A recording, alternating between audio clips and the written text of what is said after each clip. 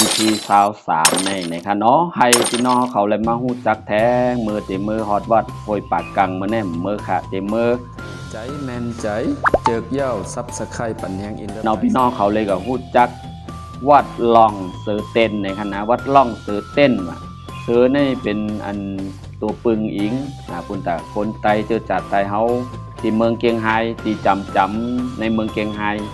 ตีหิมแม่น้ำก๊กนั่นเดี๋ยวมีวัดล่องเสือเต้นในคณะก็น่าเป็นภูมาเฮ็ดซ้ำเป็นไผอยู่ไว้ตีไหลเนี่ยอยู่ในเวงอยู่ไว้เจตอนหิมก๊กเมืองเกียงไฮไล่เตเฮ็ดมือวันที่27เดือน10ปี2548เฮ็ดเย้าวันที่22เดือน11 2559ในค่ะเนาะสลาภูเฮ็ดเป็นกลเคินโยโยมีจันมีทานจือได้พุทธากับแก้วจืออ่อนห้องว่าสลานกก้วยเป็นยามเป็นตะเปลูกน้องอาจารย์เฉลิมชัยโกสิทธิพัฒน์อันเฮ็ดวัดล่องคุณตั้งหังหลีไฮไลท์อยู่ตีวิหารสิมเฮ็ดไว้เป็นสีเลื่อนตั้งในลายแต้มจอมผาสั่งแต้มปืนพลามีพลาสีขาวกลางตั้งกลางมัน5 เมตรสูง 6.5 ใส่ไว้พลาหลอดอำนั้นห้องว่าพระบรมสารีริกธาตุหรือว่าห้องว่าพลาลอดเนี่ยพลาลอดลำปุ้นลำปุ้นนะครับเนาะใส่ไว้อยู่ในใจพลาใน 88,000 เฮงสู่เย้ากอแก้วแหวนเงินตองตั้งหลงตั้งหน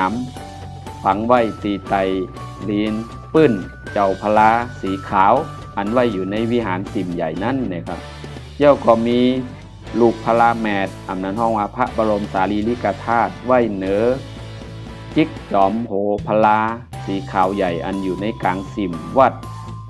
ล่องเสือเต้นไล่มาตีเจ้าสมเด็จสังฆราชฝ่ายตั้งสังฆาเจ้าเขาว่าอันผู้กรในสังขาตั้งเมืองไทยผู้ไหลมาไวก่อเตหับแงอันแมดอันดีอันอ่องเตเย้าว่าที่ในหรือเสตั้งหางลีนร้องเป็นนำปัด2ก็เป็นตะเปอาจารย์เฉลิมชัยย้อนเพออกมาเฮ็ดเป็นวัดล่องเสือเต้นก็เฮ็ดเป็นสีเลินสีน้ำเงินพี่น้องไทยค่ะพี่น้องไทยห้องวันนั้นค่ะเนาะตั้งหลังวิหารสิมซ้ำจะมีพลาหุ่นหางหำปีหำน่องนี่ค่ะเนาะอันในก็พอเข้าไปเหล่ตัวในก็เตเลยหันตั้งหางดีมาแยกถัดผูกมาตัวฝีมือสลานกอันเป็นตะเปอาจารย์เฉลิมชัย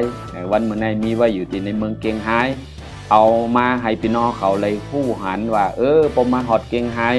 หรือ4 เมษายนเต็มมีแทงอัน